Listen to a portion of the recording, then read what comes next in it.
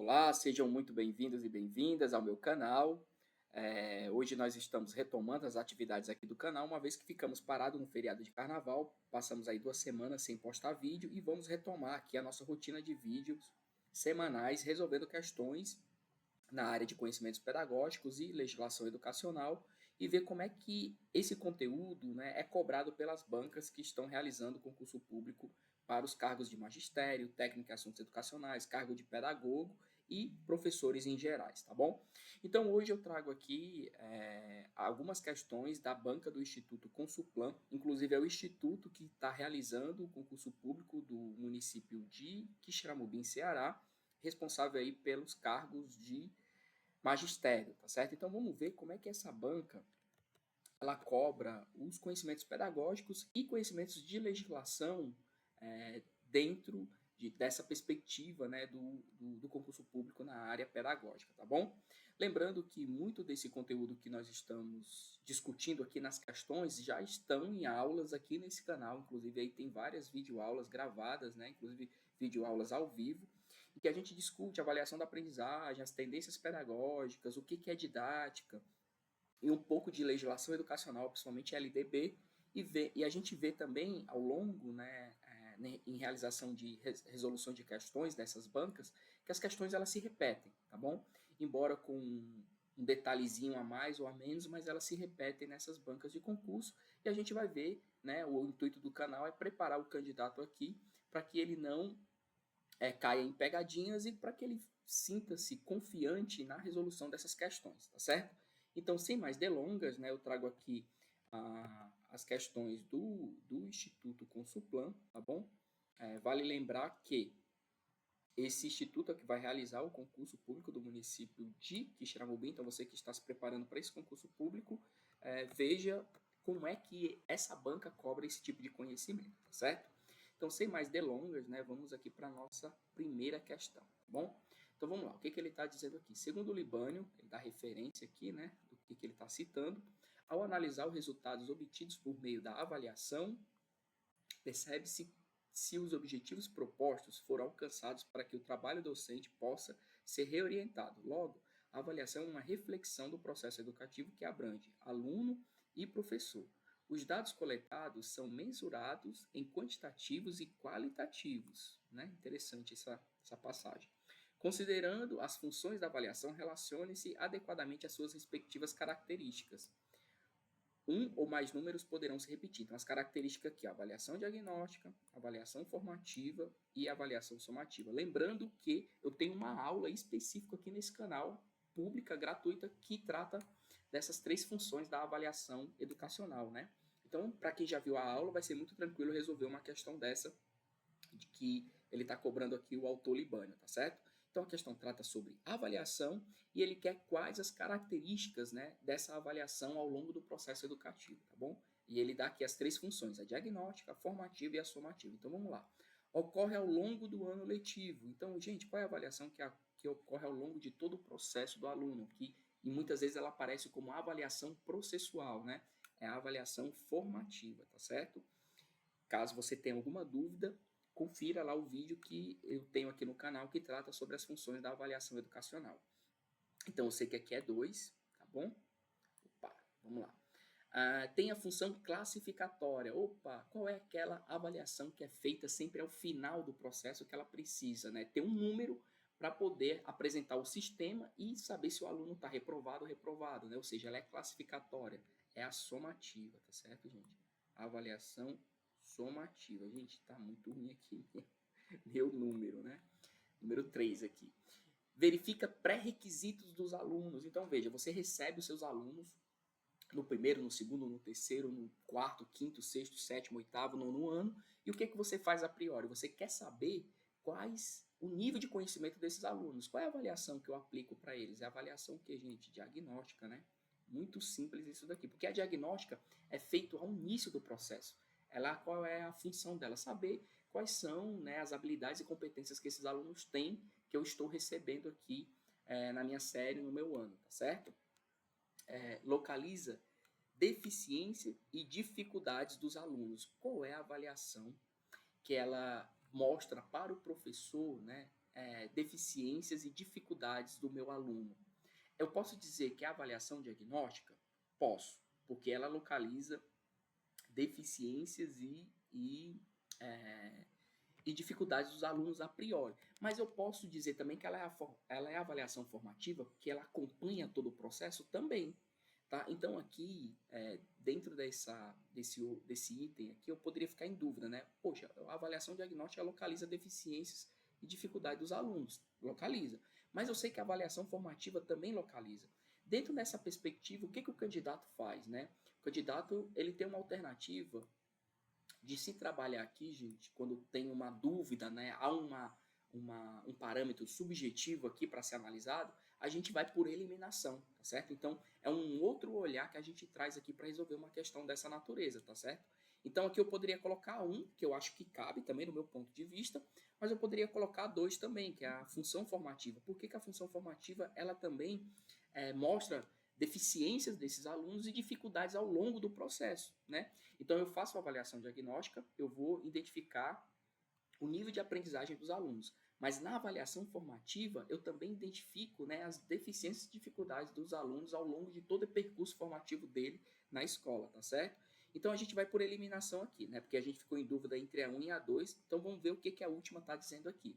Realizada no final do processo, classificando os alunos quanto ao nível de desenvolvimento. Opa, então eu já sei que realizada ao final do processo e classifica os alunos, eu sei que é somativa, né? Eu tenho absoluta certeza que aqui é a avaliação somativa, tá certo?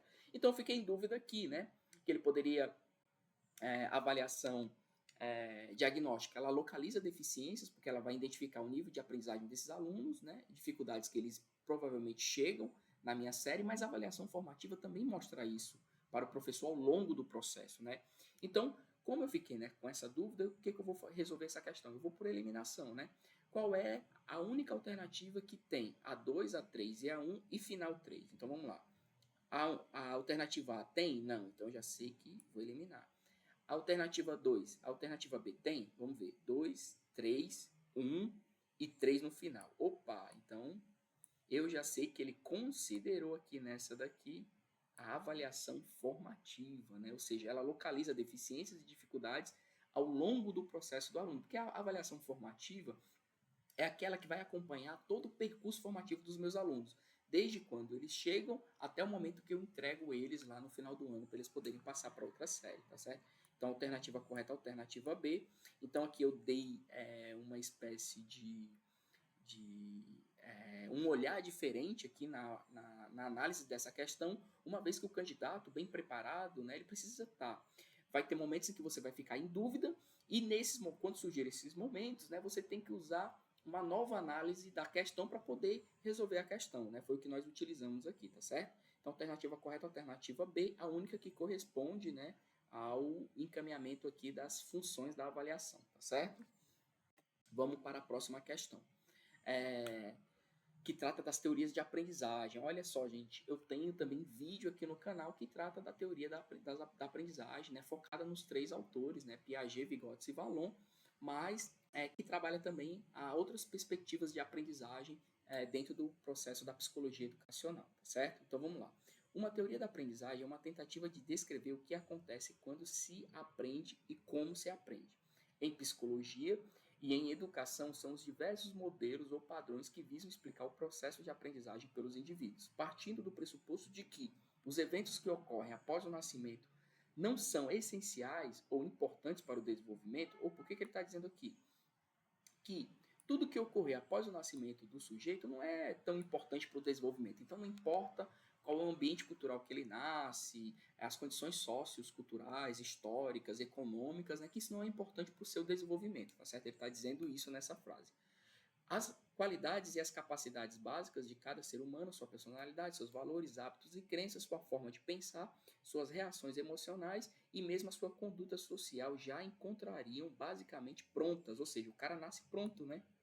Então, as condições sociais, econômicas dele não vai influenciar nisso, é o que ele está me dizendo aqui, né? O cara nasce pronto. Sofrendo pouca diferenciação qualitativa e quase nenhuma transformação ao longo da existência. O papel da educação e do ensino é tentar interferir o mínimo possível no processo de desenvolvimento espontâneo da pessoa. Podemos inferir que se trata de, veja que interessante, né? Dentro dessa perspectiva teórica, ele diz que o sujeito nasce pronto e o processo social, o contexto em que ele está inserido, tem pouca influência no processo de desenvolvimento dele. Então, imagine que loucura. Se você nascesse em um ambiente que não tivesse escola, por exemplo, né? Que não fosse apresentado para você os conhecimentos historicamente acumulados, a matemática, ciências básicas, ciências da natureza, ciências humanas, linguagens e códigos, você iria desenvolver isso, né, naturalmente? A forma como está sistematizado hoje, claro que não, né? Então, é uma falácia esse tipo de pensamento, mas ele teve muita influência na educação ao longo de muito tempo, né? Que é uma corrente filosófica também, tá bom? Eu estou falando, gente, daquilo que já nasce pronto, ou seja, o sujeito já nasce pronto e cabe a nós criar as condições, né, minimamente, para que essa potencialidade dele venha a se mostrar, tá certo? Ao longo do desenvolvimento dele. Então, eu estou trabalhando aqui a ideia de inatismo, aquilo que já nasce com o sujeito, tá certo? Essa é a corrente teórica que a questão, né, está abordando aqui. Eu posso trabalhar o humanismo? Não, não é o humanismo. O behaviorismo é o oposto do inativo. O behaviorismo diz o seguinte, que o sujeito nasce uma folha em branco, ou seja, ele nasce sem nada, e é o preenchimento ao longo da existência dele, né, do contexto em que ele está vivendo, é que vai preencher esse sujeito, né?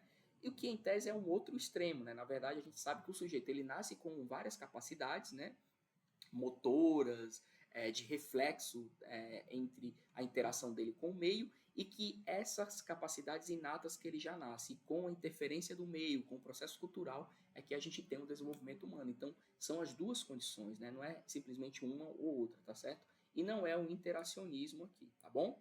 Então, a teoria que ele está trabalhando aqui é o inatismo, tá certo? Lembrando que eu tenho um vídeo no canal sobre as teorias da aprendizagem, tá certo? Se você quiser dar uma revisada, é só procurar aí nos vídeos ao vivo. Vamos para essa questão, né? Lembrando que na última aula nós resolvemos questões de LDB, né? Então veja que interessante, essa questão vai cair exatamente de uma temática que nós trabalhamos, né? Que são os níveis da educação básica, os níveis do processo escolar dentro da legislação, tá certo? Lembrando que a gente tem dois níveis, né? Educação básica e ensino superior. Vocês viram, dentro da educação básica nós temos as 3 etapas, né? Educação infantil, ensino fundamental e ensino médio, tá bom? E nós temos também as modalidades de educação, tá certo?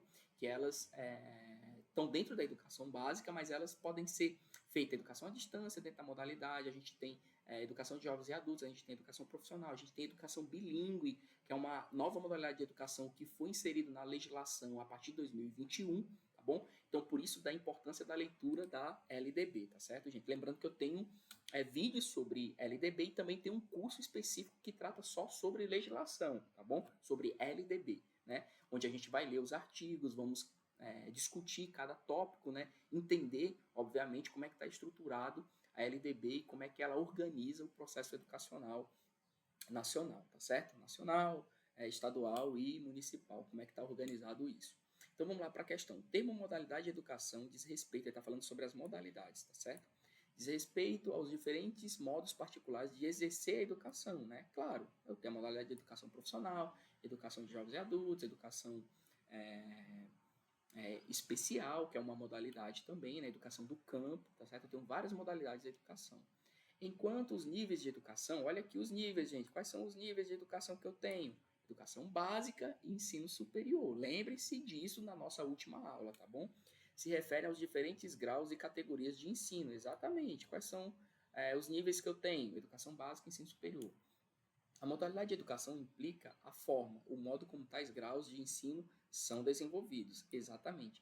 Considerando o exposto, bem como as legislações educacionais, marque V para as afirmativas verdadeiras e F para as falsas. Então vamos lá.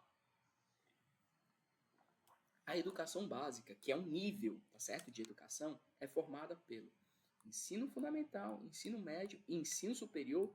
Não! A educação básica é formada por quais etapas, gente? Educação infantil, ensino fundamental e ensino médio. As 3 etapas, lembram? O ensino superior é um nível de educação, ele não faz parte da educação básica, né? A gente tem 2 níveis de educação, a educação básica e o ensino superior, tá bom? Isso tem que ficar muito claro, tá? Então aqui é falso, né? F. A educação escolar é composta pela educação básica e o ensino superior. Olha aqui os dois níveis. Verdadeiro, exatamente aquilo que eu acabei de falar, né? A gente tem dois níveis, né, de educação escolar, a educação básica e o ensino superior, de acordo com a LDB. São modalidades da educação. A educação de jovens e adultos, correto. A educação profissional e tecnológica, correto. A educação especial, sim. A educação especial é uma modalidade de educação. E a educação bilíngue de surdos, dentre outras, verdadeiro, gente. Lembrando que a educação bilíngue entrou na LDB a partir de 2021. É uma atualização, né, que foi feita. E lá é no artigo, se eu não me engano, 60A, tá bom? É importante vocês darem uma leitura para que vocês entendam, né, que a educação bilíngue de surdos é uma modalidade de educação dentro da LDB.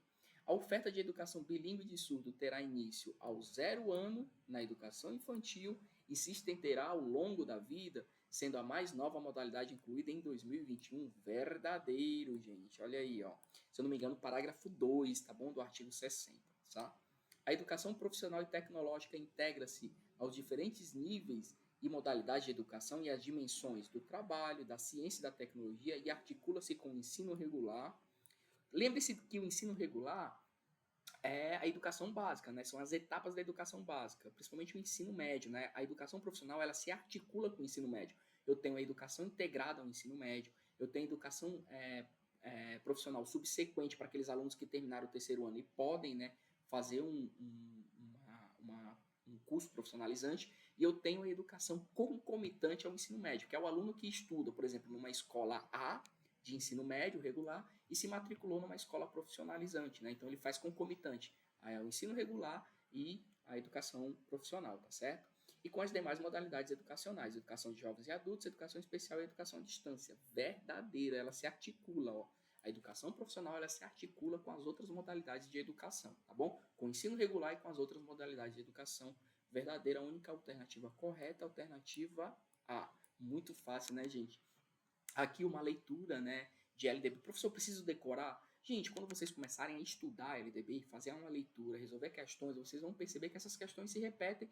Então, o conceito geral é o mesmo. Claro que vocês precisam entender, né, alguns parâmetros, por exemplo, vocês precisam saber que a educação escolar é composta de dois níveis, que dentro da educação básica eu tenho 3 etapas, que dentro dessas etapas, né, da educação básica eu tenho as modalidades de educação que se articulam com essas etapas, tá certo? Então, é fazer esse entendimento da leitura da lei que vocês vão resolver uma questão muito simples que nem essa, tá bom? Então, vamos aqui para a nossa próxima questão, né, tá certo? O termo progressista é empregado para designar as tendências que, partindo de uma análise crítica das realidades sociais, olha que interessante, ó, tem uma aula sobre tendências pedagógicas aqui recente. Então, gente, você que está indo para a prova, lembre-se que, no mínimo, 2 ou 3 questões sobre tendências pedagógicas caem na prova de didática. Então, vocês têm que saber as tendências pedagógicas, né? A gente tem as tendências liberais, as tendências progressistas. Então, para vocês darem uma revisada, vão lá no vídeo que eu tenho aqui sobre tendências pedagógicas, que inclusive eu trouxe um resumo que está aqui para a comunidade, né? Tem um resumo aqui para vocês, tá bom? Então vamos lá. De acordo com a classificação de Libânio, assinale a alternativa que evidencia corretamente todas as tendências progressistas. Então, eu sei que as tendências progressistas são a libertadora, a libertária e a crítica social dos conteúdos, né? Muito simples, eu tenho lá um resumo no nosso canal, então é só vocês fazerem lá uma revisão, tá certo? Não vou explorar as outras, porque já é uma aula que eu já trabalhei, né? Então vocês veem que essas questões se repetem e é muito tranquilo, tá bom, gente? Então, para vocês que estão, né, aí nessa batalha, tá bom? Nesse estudo constante sobre se preparando, né, para o concurso público na área de magistério da educação, na área focado em conhecimentos pedagógicos, né, sejam muito bem-vindos ao meu canal. E aqui semanalmente a gente vai estar discutindo questões, né, de concurso público e como essas bancas cobram esse tipo de conhecimento, tá certo? Então confie na soma dos pequenos esforços constantes, né? Então é na constância que vocês vão gabaritar e vão conseguir a vaga de vocês, tá certo? Então até mais e bons estudos, gente.